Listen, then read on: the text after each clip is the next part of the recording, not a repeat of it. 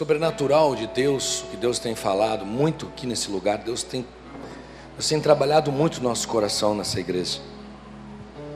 Essa questão de palavras de revelação, palavras que têm tocado a nossa vida.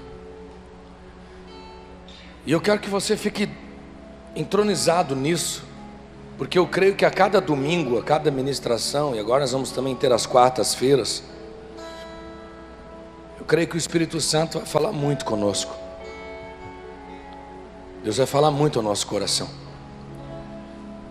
E o tema da mensagem dessa noite é muito especial, porque coração é para ser guiado e não para ser seguido. Coração é para ser guiado e não para ser seguido. Quando preparei essa mensagem, o Espírito Santo falava muito comigo a respeito do que esses últimos 2 meses representaram. Esse período de janeiro e fevereiro, eu observei muitas coisas, muitos acontecimentos na igreja, coisas boas, coisas não tão boas assim, comportamentos que me preocuparam, coisas que não condizem muito com aquilo que realmente Deus tem para nós e o que Deus tem preparado para nós.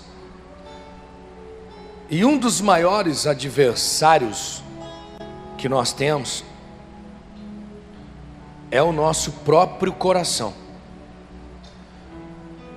Quando eu preparei essa mensagem, a ideia principal dessa noite é isso: é você entender que o teu primeiro inimigo não é Satanás. Engana-se quem pensa que o inimigo, o nosso primeiro inimigo é Satanás. Não. O nosso primeiro inimigo é o nosso próprio coração. E o pior é que é o inimigo mais próximo de nós.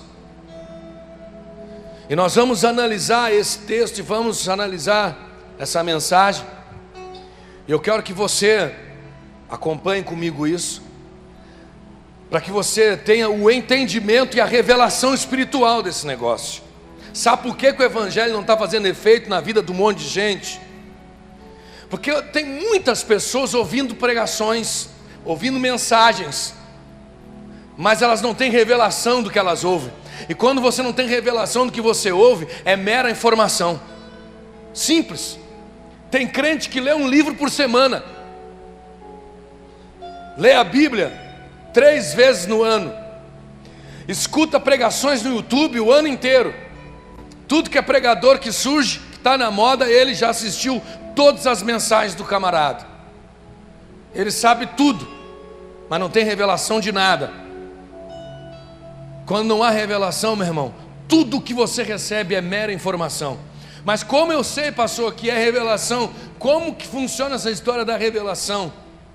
Quando você ouve uma mensagem, meu irmão, ou lê um livro, ou lê alguma coisa relacionada ao reino de Deus, e você não aplica na sua vida, e você não transforma isso em uma realidade na sua vida, foi só informação. Quando você aplica na sua vida, porque você entendeu. Se você entendeu, houve revelação. Tem pessoas que vão à igreja, aí ouve uma mensagem, a mensagem não digo dura, porque eu não acredito que exista mensagem dura. Eu acredito que existe mensagem que confronta o nosso erro. E quando o nosso pecado, o nosso erro é confrontado, a gente não gosta muito. A gente odeia ser criticado, mas a gente adora ser elogiado. Então a palavra de Deus, ela mais nos critica do que nos elogia, porque ela mais nos confronta, ela mais bate de frente conosco, ela mais vai contra as nossas vontades do que sacia o nosso querer. E aí a gente sai contrariado. E quando a gente sai contrariado é porque a gente não entendeu. Você ouviu um monte de informação, mas não entendeu nada. E é por isso que nós encontramos uma igreja hoje enfraquecida a nível de relacionamento. É mais ou menos como um casamento. Se você não entende a tua mulher e a tua mulher não te entende, meu irmão, o relacionamento está enfraquecido. Às vezes a esposa quer uma coisa simples, Mas o cara não consegue dar, não consegue fazer. Às vezes o marido quer algo tão simples da esposa, mas ela não entende. E o relacionamento começa a ficar conturbado. Quando a gente não sabe o que o outro gosta, o que o outro quer, quando a gente não entende, quando não há revelação, são só informações. Com Deus é assim. Tem muita gente recebendo informação, e muita informação, e informações boas. Informações boas. Tem muita gente recebendo informações boas, mas não está entendendo nada. Por isso eu quero que você preste atenção e peça para o Espírito Santo, porque Ele é o Espírito Santo. Paulo ainda disse: não é com palavras persuasivas de homem, mas com o poder do Espírito. É o Espírito Santo que toca o nosso coração e nos revela: Deus, o que o Senhor está falando comigo através dessa mensagem. Ninguém ouve uma palavra em vão. Você pode ficar 2 horas numa reunião escutando uma mensagem, mas em algum momento Deus vai falar com você. Pode ter certeza disso. Deus não falou nada. Deus falou, você que não ouviu. Deus não revelou nada. Revelou, você que não entendeu. Coração é para ser guiado e não para ser seguido. Existe uma expressão que a gente já ouviu falar e que é muito comum. Nós ouvimos em novelas, filmes, palestras, principalmente palestras de autoajuda. E eu gostei muito de uma coisa que o pastor Luiz Hermínio falou, quando ele disse assim: crente não precisa de palestra de autoajuda, ele não precisa de culto de autoajuda, ele precisa de ajuda dos céus. Sabe o que significa isso? Nós estamos no século 21, o tempo, a geração não é a mesma de 100 anos atrás, 200 anos atrás, como eu preguei domingo passado. As gerações mudaram, o tempo não é o mesmo, mas a pregação e o Deus é o mesmo. Não mudou. Talvez tenha mudado a forma como nós apresentamos o Evangelho hoje. Poxa, antigamente não tinha essa estrutura que a gente tem hoje, mas Deus operava, era o mesmo. Operava através do quê? De uma mensagem poderosa. Então, nada de século 21, a gente tem que mudar agora a forma de fazer culto. A igreja precisa começar a ouvir mensagens positivas, de autoajuda. Não, a igreja precisa ouvir mensagens que venham direto dos céus para o coração dela, para que o Espírito Santo toque a igreja. Nós precisamos de revelação dos céus para entender melhor a vontade de Deus, porque a igreja está virada num lugar de palestras, a igreja está virada num lugar onde homens tiram proveito daquilo que eles querem, oferecendo para as pessoas o que elas precisam. Na realidade, a igreja é o lugar onde Deus revela os céus para nós. Posso ouvir um amém? A igreja é o lugar onde Deus revela os céus para nós. Há uma expressão muito comum no mundo, que na igreja não é comum coisa nenhuma. E a Bíblia, de maneira alguma, ela entra em conformidade com essa expressão. Faça o que o teu coração, siga o que o teu coração. A gente vai conversar com alguém e diz assim: cara, eu estou precisando de uma ajuda, de uma orientação. A gente diz assim: cara, faz o que o teu coração está dizendo, segue o teu coração. A Bíblia, em momento algum, nos ensina a seguir o nosso coração. A palavra de Deus, de maneira alguma, entra em conformidade com esse contexto, com essa frase. Segue o teu coração, não. Aprenda a permitir que Deus guie o teu coração, para que a tua vida seja guiada por Deus. Existe alguns homens na Bíblia, eu vou falar sobre 2 deles hoje, que são peritos nesse assunto. São peritos nesse assunto. Assuntos de coração é com eles, porque esses 2 elementos, esses 2 indivíduos, esses 2 seres humanos entendem e sabem muito bem o que é ter um coração conduzido por Deus e o que é ter uma vida conduzida pelo próprio coração. Eles provaram os dois extremos. E nós vamos falar sobre a vida dessas duas pessoas, para trazer para nós hoje a revelação dos céus, daquilo que Deus quer falar conosco. Essa frase segue o que o teu coração está mandando. Deleta da tua vida. De maneira alguma deixe que o teu coração se transforme no teu Deus.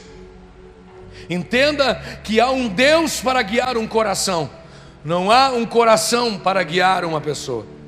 Deus é quem conduz o nosso coração. Salomão disse: sobretudo o que você deve guardar, ou acima de tudo que você deve guardar, guarda o teu coração. Ou seja, em Provérbios 4, 23, Salomão está dizendo: meu irmão, se há alguma coisa que você tem que se preocupar, se há alguma coisa que você precisa se preocupar e muito em guardar e proteger, não é o teu dinheiro não, não é só a tua casa, não é só a tua família. Salomão disse: sobretudo, ou acima de tudo, em primeiro lugar, guarda o teu coração, porque é dele que procede todas as direções para a tua vida. Todas as direções para a tua vida. Salomão, mais para frente nós vamos falar sobre ele. Esse camarada entende do assunto. Ele pede que acima de qualquer coisa, meu irmão, a principal coisa, aquilo que nós devemos fazer, é guardar o nosso coração. Existem algumas versões que falam: guarda o teu pensamento, porque o coração, na realidade, no contexto geral, ele significa suas motivações, suas intenções, vontade. É onde procede todas as saídas da vida, é onde são gerados sonhos, as decisões e as metas. O coração é o lugar mais profundo do ser humano. O coração é o lugar que rege a nossa vida. O coração é o cara que faz a banda tocar. O coração, ele é que faz que os nossos sonhos, nossas motivações, as nossas realizações, ele que faz com que os nossos pensamentos, todos eles sejam gerados. Mas só que há um problema no nosso coração. Ao mesmo tempo que este coração faz brotar em nós os sonhos, os desejos, as vontades, motivações, enfim, esse coração é enganoso. Esse coração, ele é enganoso. E é por isso que ele se tornou mais inimigo do que aliado do homem. É por isso que o coração se tornou mais inimigo do que aliado. Eu vou pular um pouquinho aqui. Deus cria Adão, coloca Adão aonde? No Éden, todo mundo já sabe, no jardim. O jardim que Deus criou, o jardim perfeito, o jardim que tinha tudo, lugar onde o homem só tinha que se preocupar em cuidar e viver bem. Deus, da costela do homem, cria a mulher. Surge a Eva. Adão estava feito, mano. Lugar perfeito, com a mulher perfeita. O cara estava realizado. Eu acredito que Eva não foi tão ruim assim como muitos pastores falam, porque foi a primeira mulher da terra, né? E a Bíblia diz que Adão e Eva, quando foram criados perfeitos. Então, se Eva era perfeita, já incomodava, imagina vocês, que a gente passa. Não briga comigo depois. Agora imagina, Eva perfeita já deu trabalho, imagina vocês. Aí Deus cria Adão, cria Eva, coloca no jardim. Não fiquem bravas comigo, queridas, tá bom? Fiquem bravos, briguem com os maridos de vocês que reclamam de vocês nos discipulados aí, ó. Eu só elogio a minha. A minha esposa é a melhor do mundo. Eu nunca falei nada dela. De repente, aparece alguém que toma a forma da serpente, Satanás, e tenta persuadir Eva a fazer justamente o contrário do que Deus disse. O que Deus disse para Adão? De todas as árvores do jardim comereis, menos da árvore do conhecimento do bem e do mal. Aquilo ali não foi um aviso, aquilo foi uma ordem. Deus não estava alertando, Ele estava dando uma ordem. Aí depois que Ele deu a ordem, Ele deu o alerta, porque se vocês comerem, certamente vão morrer. Então primeiro Deus dá uma ordem, depois Ele alerta.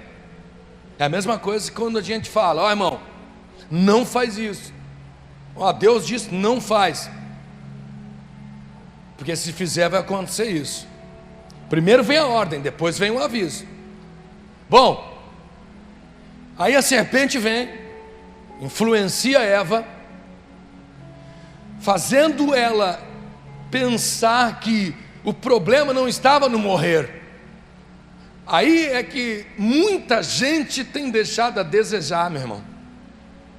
Semana passada a pastora leu, e eu também li aqui uma frase que falava sobre Satanás tem tentado fazer o evangelho menos interessante, menos importante, e o pecado menos agressivo. Como que o diabo faz isso? Distorcendo a verdade. O diabo é um mestre no sofisma. Ele é um mestre em transformar mentiras em verdades e verdades em mentiras. Porque quando ele, no diálogo com Eva, em momento algum, ele desmentiu Deus, mas ele fez parecer que aquilo que Deus disse não era verdade. Não vai morrer. É que Deus não quer que vocês comam para não se igualar a Ele. No momento que a serpente lança aquela palavra que traz um impacto aonde? No coração de Eva, ser igual a Deus. Para aí. Você já parou para pensar? Deus vinha todos os dias na viração do dia, no finalzinho da tarde, conversar com Adão. Deus face a face se relacionava com ele. Eles tinham um relacionamento com Deus, então eles tinham a dimensão de quem era Deus e do que Deus era capaz de fazer. Eles tinham essa dimensão. Aí de repente vem alguém e diz: não se preocupe, não é o morrer o problema. Deus não quer que vocês sejam como Ele. Aí, meu irmão, o nosso melhor amigo aqui, ó, chamado coração, ser igual a Deus, isso é interessante. Isso é interessante. Aí Eva vai lá e começa a persuadir Adão. Aí o ser perfeito, que se relacionava com Deus, que conversava com Deus face a face, ser igual a Deus, isso é interessante. Aí o seu melhor amigo, chamado coração, na mesma hora, meu, não pensou duas vezes.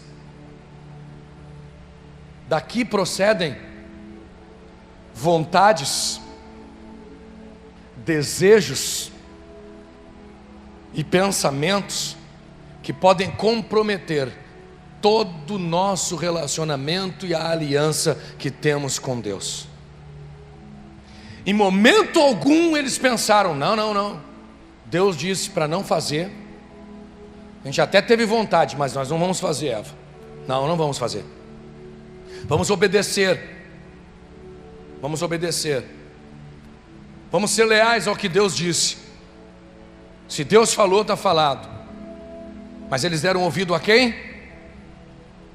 Ao melhor amigo, chamado coração. que despertou neles a curiosidade, o desejo, a vontade. E depois que a coisa aconteceu, o melhor amigo só faz assim, ó. Agora já era. Porque o coração enganoso, ele é mister em nos colocar em encrenca. Agora, para nos tirar de lá, quando o crente apronta, ele não pergunta para o coração dele: e agora, o que a gente faz para sair dessa? Ele corre para quem? Corre para Deus. Porque o coração, ele é muito bom de arranjar problema.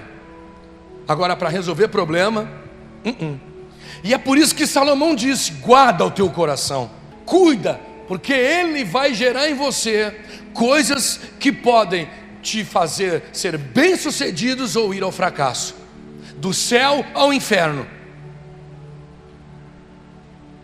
Aí surge uma pergunta: pastor, guardar o meu coração de quem? Do diabo? O diabo não tem acesso ao teu coração não, querido. Escute o que eu vou dizer. O único que tem acesso ao nosso coração é Deus. A Bíblia diz que Deus sonda e esquadrinha o coração. O diabo não tem acesso nenhum ao nosso coração. Por não ter acesso ao nosso coração, que Satanás cria estratégias externas para nos chamar a atenção. E quem inflama o nosso coração com as estratégias externas que o diabo cria são os nossos olhos. Jesus disse: se os teus olhos forem bons, todo o teu corpo será bom, mas se os teus olhos forem maus, todo o teu corpo irá mal. Ou seja, a cobiça dos olhos, aquilo que nós olhamos e achamos interessante, desce para o coração. O que me chama a atenção é que, como o ser humano tem facilidade para entender e para captar o que não presta. Agora, o que é bom, quando a coisa é boa, ele não consegue. Agora, o que não presta é rapidinho, é ligeiro. O cara está no mundo, não é crente. Para aprender a fumar, basta botar o primeiro cigarro na boca, deu. Para aprender a beber, basta tomar o primeiro gole. Aí entra para a igreja, para aprender a orar leva 3 anos. Ai, tem vergonha. Irmão, pode fazer uma oração para orar? Deus o livre. Se pedir para orar, eu vou sair correndo. Interessante, quando o diabo oferece um gole de cerveja, ninguém sai correndo. Ninguém sai correndo. Aí vem para a igreja, pastor fala sobre jejum. Deus o livre jejuar, não fico 2 horas sem comer. Jejum é desnecessário. Já teve crente que disse para mim que jejum é desnecessário. Deus não quer sacrifício.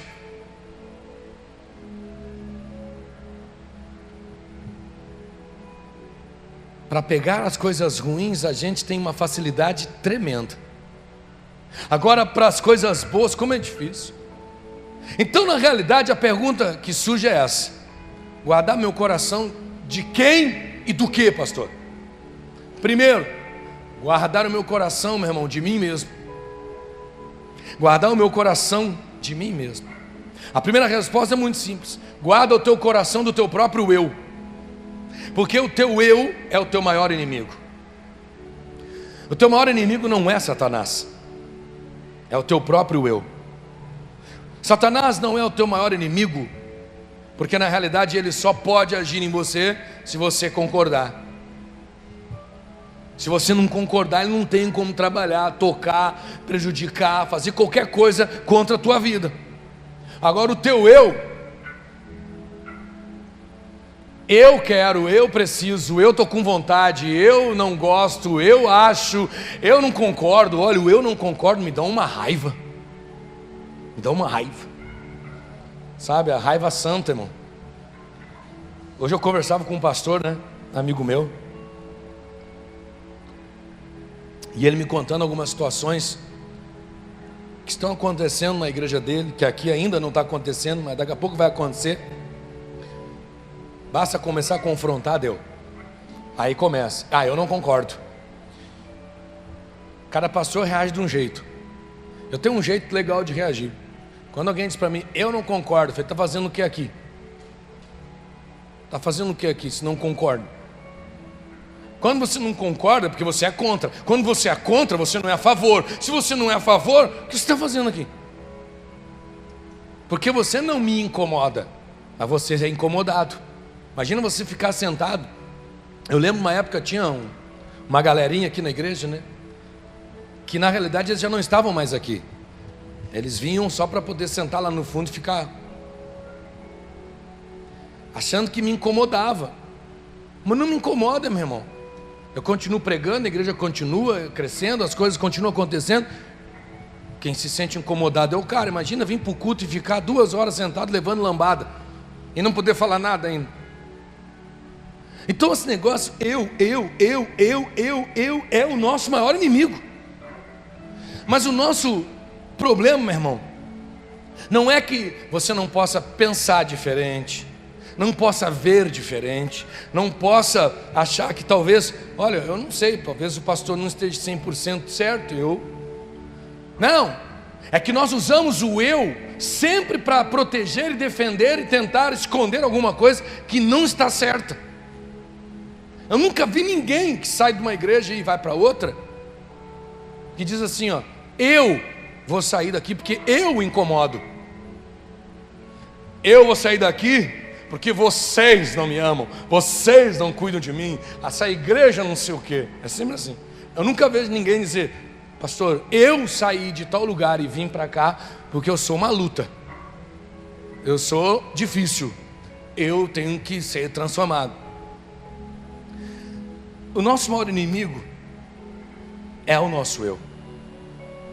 Porque o nosso eu, meu irmão, imagina o nosso eu conduzindo o nosso pensamento, imagina o nosso eu conduzindo o que eu quero e conduzindo aquilo que eu desejo. Imagina só o meu eu trabalhando constantemente, dia a dia, como que nós vamos viver? Para quem é funcionário, trabalha como empregado, quando você vai trabalhar, lá você faz o que você quer ou o que a empresa determina? Faz o que a empresa determina. Você pode ter até a sua maneira de trabalhar, mas você faz o que a empresa determina. Você não faz o que você quer. Você vai no horário que você acha que deve ir? Não, você vai no horário que alguém estipulou para você. Porque uma empresa, ela tem que ter princípios, regras, ela tem horários, ela tem projetos e metas. E por que no reino de Deus é diferente? Por que no reino de Deus eu faço o que eu quero, eu digo o que eu gosto, eu vou aonde eu me sinto melhor, eu escolho o que preciso e quero ouvir? Então o nosso coração precisa ser guardado, primeiramente é de nós mesmos. Todo mundo diz assim, pastor Satanás, pastor o diabo, pastor o inimigo. É o nosso adversário, Satanás é o nosso adversário, é o nosso inimigo. Mas eu ainda tenho mais medo de pessoas do que do diabo. Ainda tenho mais medo de pessoas que não entenderam as revelações acerca do reino do que do diabo. Sabe por quê? Escuta isso. Porque o Satanás, ele entende e sabe muito melhor do que qualquer pessoa com quem ele está lidando. Ele sabe quem é Deus. Por isso eu tenho muito mais medo de trabalhar com pessoas que não entenderam o que é reino de Deus do que com o diabo. Porque quando ele olhar para nós, ele vai saber, eu não me meto com essa gente, porque eles são escolhidos, são ungidos e são separados. Porque ele sabe quem é Deus, ele sabe o plano de Deus na nossa vida, ele sabe o quanto Deus luta com nós, a nosso favor. Agora, pessoas que não entenderam nada acerca do reino, não tem medo, não tem temor, não tem piedade nenhuma. Se tiver que ferir alguém, se tiver que matar alguém, se tiver que caluniar alguém, se tiver que machucar alguém. Por isso eu tenho muito mais medo de pessoas que são conduzidas pelo seu eu do que o próprio Satanás. Porque Satanás, quando ele aparece, a gente cala a boca em nome de Jesus e sai. Se você disser isso para um irmão que não entende nada de reino de Deus, ele vai dizer: cala a boca, o senhor, quem o senhor pensa que é? Quem não entendeu, meu irmão, sempre vai permitir que o eu dele fale mais alto. E não importa para quem é, para ele não interessa se é pastor, se não é pastor, não interessa quem é, o que prevalece é o eu, o que eu acho, o que eu penso, o que eu quero. Nem Deus escapa. Deus, eu quero uma casa, eu quero um carro, eu quero um emprego, Deus vai ficar olhando pensando: e eu com isso? E eu tenho a ver o que com o que tu quer? Porque a palavra do Senhor diz que em primeiro lugar nós temos aqui buscar o reino de Deus e a sua justiça. Aí as demais coisas vão sendo acrescentadas. Sabe quando você diz Deus, Deus fala assim: o queco que eu tenho que ver com isso? Nada. O nosso eu para Deus não interessa. O nosso eu para Deus, sabe o que ele realmente significa? Significa tragédia. O nosso eu para Deus significa tragédia. Deve guardar o seu coração do quê? Primeiro de você mesmo, e depois do quê? Essa segunda resposta praticamente já está interligada à primeira. Porque o nosso eu é cheio de vontade, cheio de querer e cheio de desejo. Então a primeira resposta é guardar o meu coração do meu eu. A segunda resposta é guardar o meu coração do meu querer, do que eu penso e do que eu desejo. Irmão, é nesse momento, escute bem o que eu vou falar agora. É nesse momento que surge o que eu chamo de incompatibilidade de propósito. É nesse momento que acontece a incompatibilidade de propósito. O que é isso? O que é isso, pastor? Quando Adão e Eva desobedeceram a Deus, eles quebraram o propósito de Deus. Quebraram o propósito. Deus tinha um propósito. Deus tinha algo construído. Deus tinha algo construído para a tua vida, querido. Não é que Deus não te dá a opção de escolher, pelo contrário, Deus tenta não te deixar escolher sozinho, porque se a gente for escolher pelas nossas vontades, a gente está lascado. Não é que Deus não nos dá o livre-arbítrio, pelo contrário, nos dá, mas está sempre dizendo assim: ei, eu te dei o livre-arbítrio, mas não quer ir por aqui não? Não, vou por aqui mesmo, Deus, deixa para mim, eu é que sei.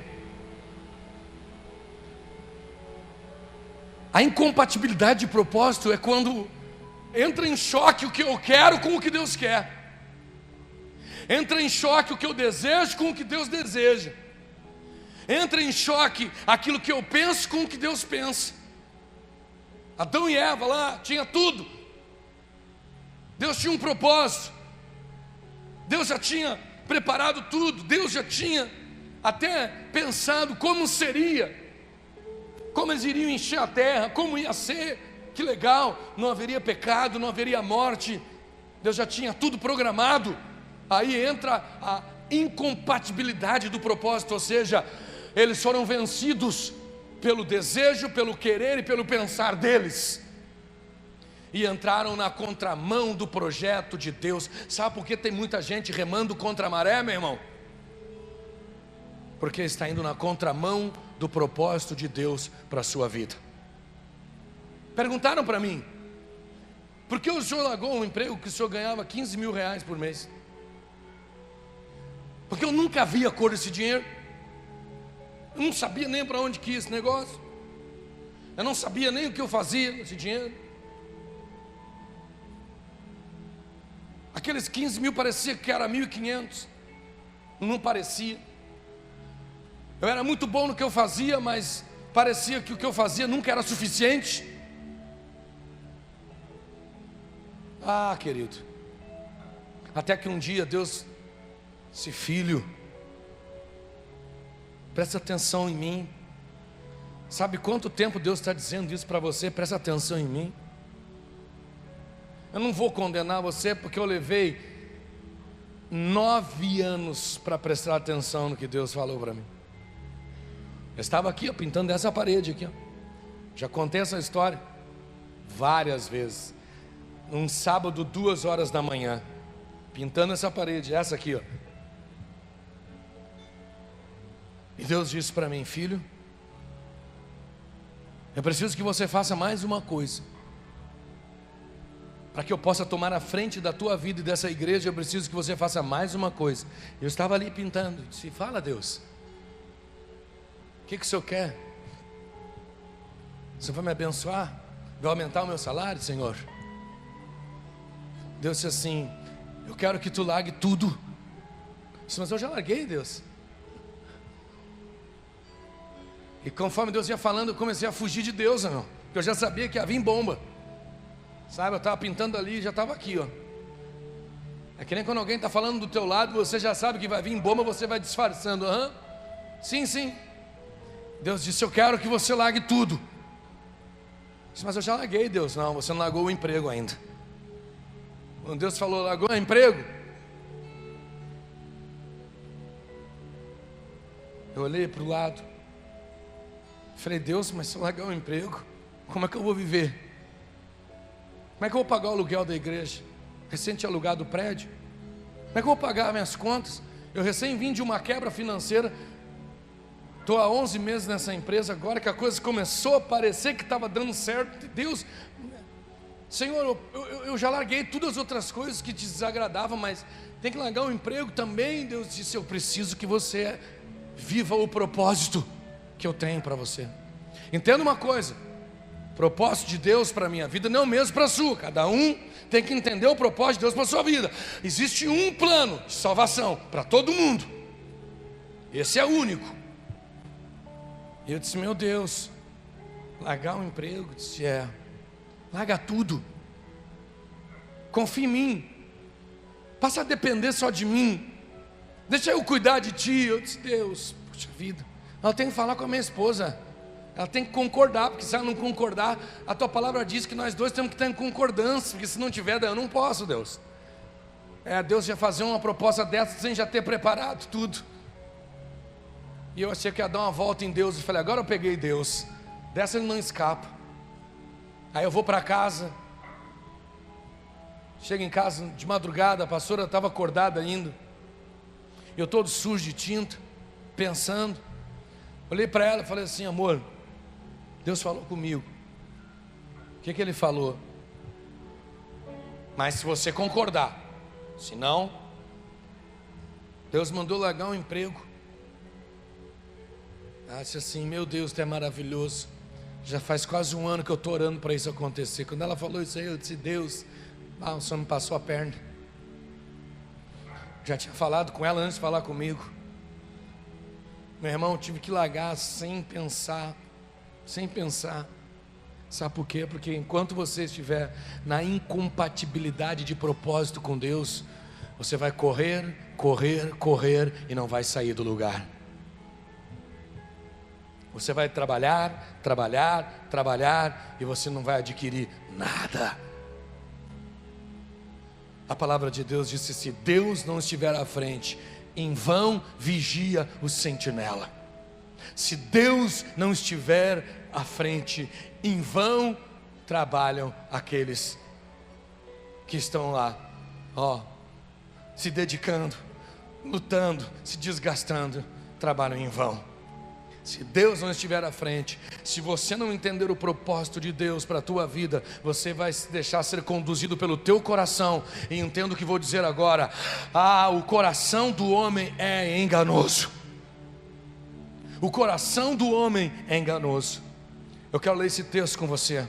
Jeremias capítulo 17, versículo 9 e 10. O coração é mais enganoso que qualquer outra coisa, e sua doença é incurável. Quem é capaz de compreendê-lo? Deixe-se guiar pelo seu coração. Deixe-se guiar pelo seu coração, e você vai ver a incompatibilidade de propósito que você vai gerar com Deus. e os resultados que você vai ter. Quando Deus volta, Ele olha e diz assim: procura Adão no jardim. Procurando Adão no jardim, Adão escondido, com vergonha, já estava tapando as suas partes mais íntimas. E aí Deus o encontra e olha para ele e diz: quem te mostrastes que estavas nu? Quando Deus olha e vê Adão coberto, fico imaginando que no mesmo momento Deus deve ter visto o seu primeiro propósito indo por água abaixo. Agora entendo o que eu vou dizer. Mesmo que o propósito de Deus, em primeira instância, pareça que vá por água abaixo, Ele sempre tem uma segunda alternativa. O problema todo é que as consequências da primeira quebra sempre vão vir. Deus não podia voltar atrás na sua palavra. Deus não podia voltar atrás do que tinha dito. Adão, tu sabias as consequências. O nosso maior amigo aqui tem tirado muitas pessoas do jardim de Deus. Tem tirado muitas pessoas. Quando eu falo jardim, eu falo o privilégio de estar na presença, de ter um relacionamento, de ter revelações acerca das coisas do reino. E infelizmente, meu irmão, nós estamos vivendo numa das gerações mais egoístas, materialistas e infiéis de todos os tempos. Semana passada, quando eu falei sobre os mártires, eu chorei muito preparando essa mensagem. Eu quero fazer uma pergunta para você. O que te motiva a estar na igreja? É porque você vem num culto de libertação? Porque você vem num culto de cura? Porque você vem num culto de prosperidade? Porque você vem num culto onde você vai aprender a ser bem sucedido na vida? Você vai numa igreja e tem culto do empresário, tem um palestrante muito inteligente, um coach, um cara muito bom, que vai trazer uma palavra que vai te motivar a vencer na vida? É isso que motiva você a estar numa igreja? Sabe o que motivava os mártires a se reunir, já que eles não tinham igrejas? Sabe onde eles se reuniam? Se reuniam nos cemitérios. Se reuniam nos cemitérios, em túneis. Se reuniam ali, sabe para quê? Para dar a Deus uma adoração sincera. Se reuniam ali, sabe para quê? Porque eram apaixonados. Não havia nada que os levasse para aquele lugar. Não havia nada que dissesse: amanhã tem culto lá de prosperidade, vamos participar. Não tinha nada disso. A única coisa que motivava eles a buscar a Deus era uma coisa chamada fé, amor e esperança.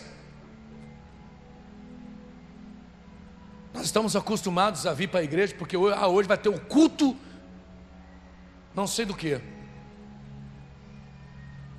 Nós somos sempre movidos por uma motivação, porque o que Jesus fez por nós já não é o suficiente.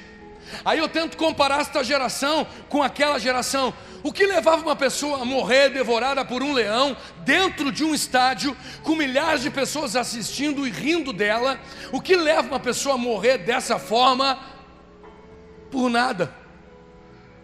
Hoje nós podemos dizer: eu sou da igreja tal, eu estou indo no culto tal, o culto começa a tal horário, termina a tal horário. Tem gente que entra em piripaque se o culto passar 10 minutos.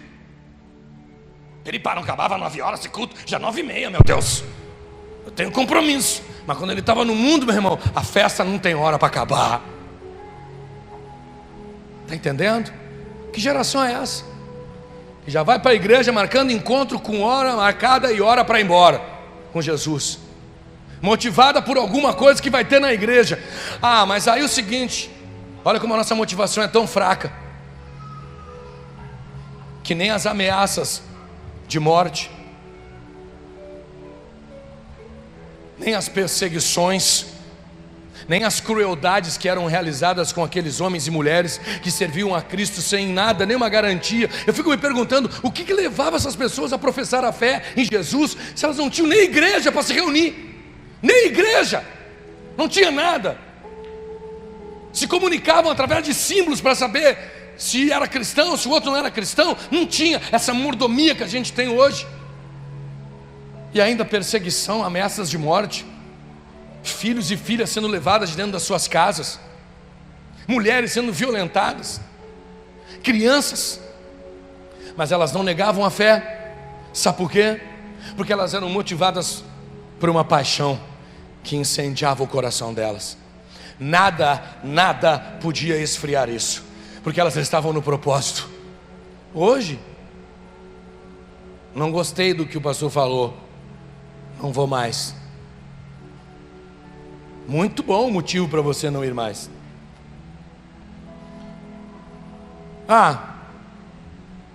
O irmão não me cumprimentou, não vou ir mais. Ótimo motivo, muito bom. Comparado a um leão devorando uma criança de 2 anos de idade, é um ótimo motivo para você negar a fé, para você abandonar a igreja, para você abandonar Jesus. É um ótimo motivo.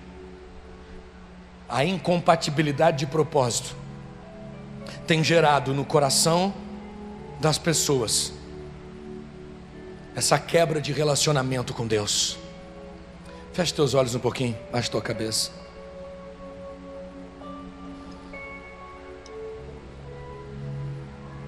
Está na hora de começarmos a descobrir o propósito.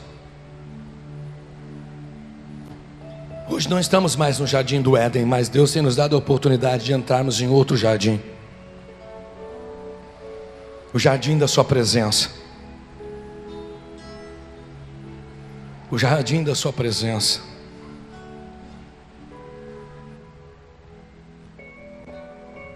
Hoje nós não estamos mais no Éden, mas Deus tem nos dado uma oportunidade de estar num lugar muito melhor, a sua presença. Se você puder fechar os teus olhos nesse momento e começar a pensar nisso, começar a tentar entender, Deus, qual é o teu propósito? Eu não quero ser conduzido pelo meu coração, pelas minhas vontades, pelos meus desejos. Eu quero ser conduzido por Ti, Senhor.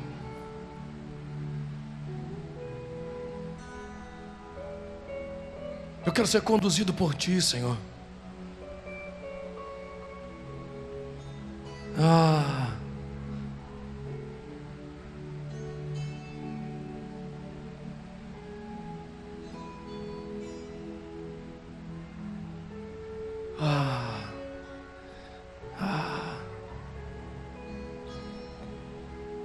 Meu orgulho me tirou do jardim, a humildade colocou jardim em mim. Se eu vender tudo que tenho, em troca do amor eu faria.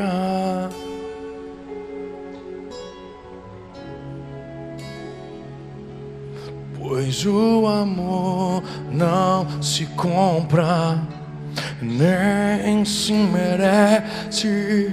O amor se ganha, de graça o recebe. Eu quero conhecer Jesus. Eu quero conhecer Jesus. Eu quero conhecer Jesus. Eu quero conhecer Jesus. Meu amado é o mais belo entre milhares e milhares. Meu amado é milhares.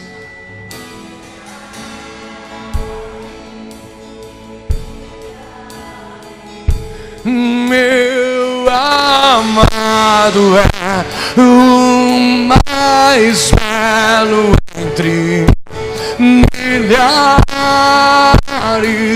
e milhares. Meu amado é o mais belo entre milhares e milhares. Ajuda-nos a entender o teu propósito, Senhor. Ajuda-nos a entender o teu querer em nossa vida. O nosso orgulho, o nosso coração, a nossa arrogância, o nosso eu nos tirou do jardim. Mas nós queremos ter um coração conduzido pela tua vontade, pelo teu querer.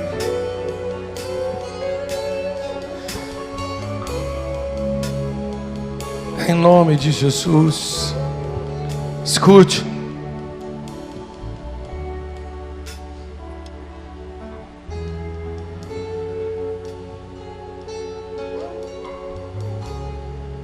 Eu vou falar só sobre Davi, porque já são 9 horas. Eu disse lá no início da mensagem que iríamos falar sobre Davi e Salomão, 2 homens peritos acerca de coisas relacionadas ao coração. Mas pelo tempo vamos falar de Davi. Em termos de coração, esses dois estiveram nos 2 extremos. Eles provaram o que é ter um coração guiado por Deus e o que é ter um coração guiado pelo seu próprio eu. Escute. Olha o que Davi conquistou quando Deus estava no comando, no controle do seu coração. Com Deus na condução do seu coração, Davi derrotou um urso e um leão. Para quem não conhece essa história, meu irmão, Davi cuidava das ovelhas de seu pai no campo. Lutou contra um leão e um urso. E isso literalmente, lutou literalmente. Tomado pelo Espírito de Deus, ele venceu o leão e venceu o urso para proteger as ovelhas de seu pai. Tomados pelo Espírito do Senhor. Com Deus na condução do seu coração, Davi derrotou o gigante Golias. Quando Davi lutou com Golias, ele disse o quê? Você vem contra mim com espadas e escudos, mas eu vou contra você no nome do Senhor dos exércitos. Lá estava Deus na condução da vida de Davi. Quando Deus estava na condução da vida de Davi, ele venceu os filisteus, um dos maiores exércitos da época. Venceu os filisteus, um dos maiores exércitos da época. Restaurou a adoração na casa do Senhor. Trouxe a arca da aliança de volta. Venceu os moabitas. Israel tinha muitos inimigos. E Davi, quando tinha Deus na condução do seu coração, se tornou um rei guerreiro e vencedor. Davi, quando teve Deus no controle e no domínio do seu coração, obteve os mais importantes resultados da sua história. Em 1 Crônicas, capítulo 14, nós vemos Davi, ele fazia questão de ter a sua vida centrada em Deus. Ou seja, tudo que Davi ia fazer, meu irmão, primeiro, Deus, posso fazer. Deus, devo fazer. Deus, é dessa forma que o Senhor quer que eu faça. Davi não tomava decisões antes da palavra do Senhor. No versículo 10, depois se quiser ler em casa, 1 Crônicas capítulo 14, no versículo 10 você vai ver: Senhor, eu devo ir atacar. Davi não tomava decisões sem consultar Deus, não se guiava pelo seu coração. Davi reconhecia que ele era apenas um instrumento nas mãos de Deus.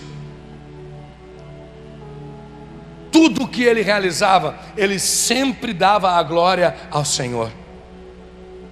E isso, quando Davi tinha Deus no controle do seu coração.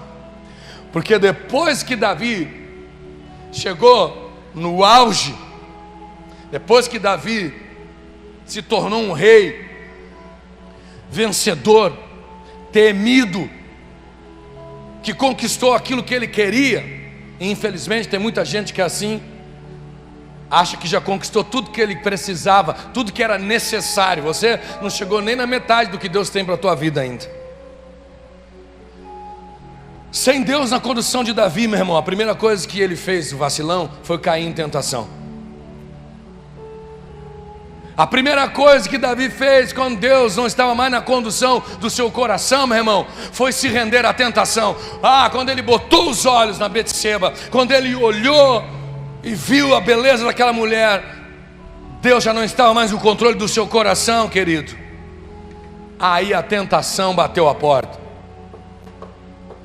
Quando Deus não está no controle do nosso coração, somos facilmente tentados. As ofertas vêm, querido. As propostas vêm. O diabo não joga limpo com a gente, não. Ele joga sujo. E não joga barato, tá bom? E não vá pensando você que é porque você é bonito. Não é porque você é bonito. É porque Satanás, ele quer destruir. Tem gente que, eu tô azarando. Está azarando mesmo.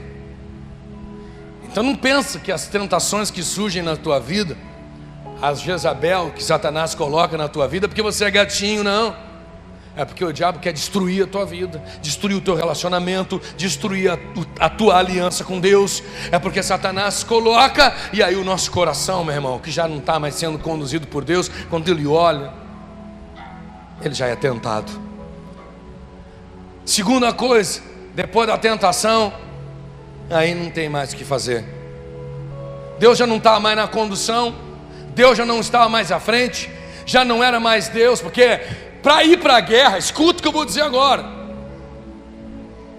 Para ir para a guerra, para lutar com os inimigos, Davi, Senhor, vai comigo.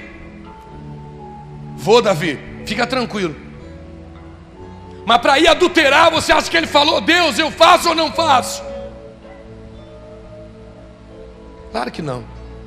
Nem lembrava que Deus existia mais. Tem muita gente que é assim. No momento mais difícil da sua vida, Deus, Pai, Senhor,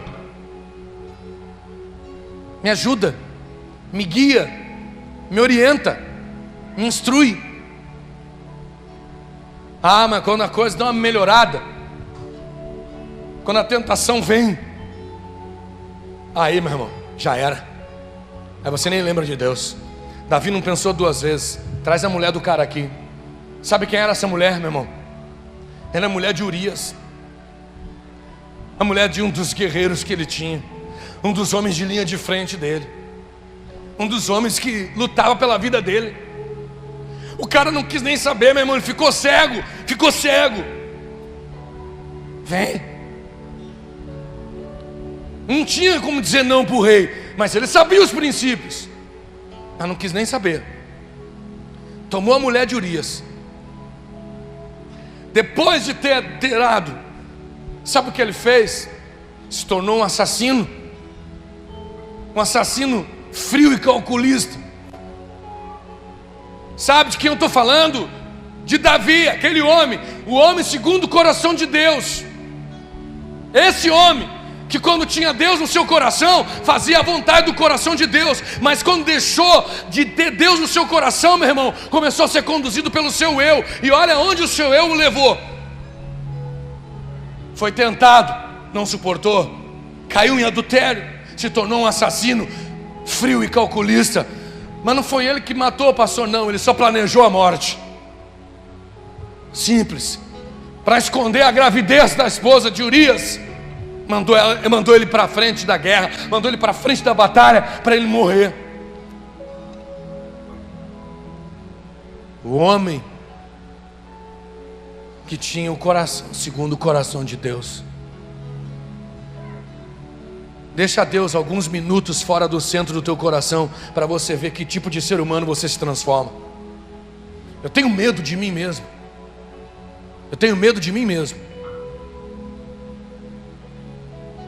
Se tornou um mentiroso, agiu de astúcia e de malícia,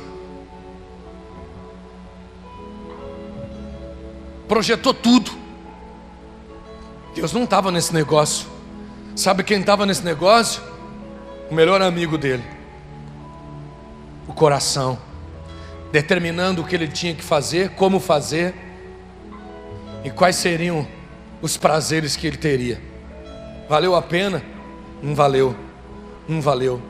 Esse foi o grande rei Davi. Se arrependeu? Amém. Deus perdoou? Perdoou. Teve consequência? Teve. Mas esse é o resultado de quando a gente tira Deus do centro do nosso coração. Esse é o resultado de quando Deus deixa de ser o Deus do nosso coração e o nosso coração passa a ser o nosso Deus. Nem se conhece mais. Quer ver uma coisa? As razões pelas quais não podemos seguir o nosso coração. A natureza do nosso coração é enganosa e traiçoeira. Em nosso coração há vontades naturais, não habita bem algum. Paulo disse em Romanos capítulo 7, versículo 18: porque eu sei que em mim, isto é, na minha carne, não habita bem algum, e com efeito o querer está em mim, mas não consigo realizar o bem. Paulo lamenta a luta que ele tinha entre a carne e o espírito. Ele queria fazer uma coisa, o seu espírito queria fazer uma coisa, a sua consciência queria fazer uma coisa, mas a sua carne inclinava para outra. Sabe o que Paulo está dizendo? Eu sei que em mim, na minha carne, não habita bem algum. Você tem noção que tipo de ser humano nós podemos nos tornar sem a presença de Deus? Eu tenho medo de mim mesmo. Eu tenho. E você deveria ter de você também. Se estamos aqui é por misericórdia, graça e compaixão. Sabe lá onde nós estaríamos? Sabe lá o que seria de nós? Sabe-se lá como estaríamos vivendo hoje se Deus não estivesse conduzindo a nossa vida? Quais seriam os resultados colhidos? E o que me assusta não é só o que Paulo disse. Não há maneira pela qual por nós mesmos possamos gerar santificação. A nossa santificação é Cristo. Não há maneira pela qual possamos ser bons. A bondade nossa é Cristo. Não há maneira pela qual passamos a ser santos. A nossa santidade é Cristo. Nada que humanamente nós venhamos a fazer, meu irmão, nada é bom. Se há alguma coisa que seja boa em nós, vem de Cristo. Para a gente encerrar, quem aqui já não disse assim: ah, pastor, eu tive os meus 2 minutos de velha criatura.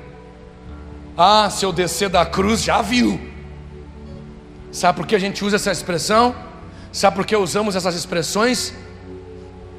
Porque a gente sabe que se nós não estivermos presos em Cristo, nós vamos deixar sair para fora os piores sentimentos, as piores atitudes, as piores coisas que estão escondidas e guardadas aqui dentro. Por isso vou te dar um conselho então. Em momento algum, deixe a velha criatura voltar. E em momento algum, tire Deus do centro do teu coração. Em momento algum, deixe o teu coração conduzir a tua vida sozinho. Aprenda a guiar o teu coração através do que Deus tem revelado para você. Amém? Posso ouvir um amém mais forte? Amém? Uma salva de palmas para Jesus. Fica de pé.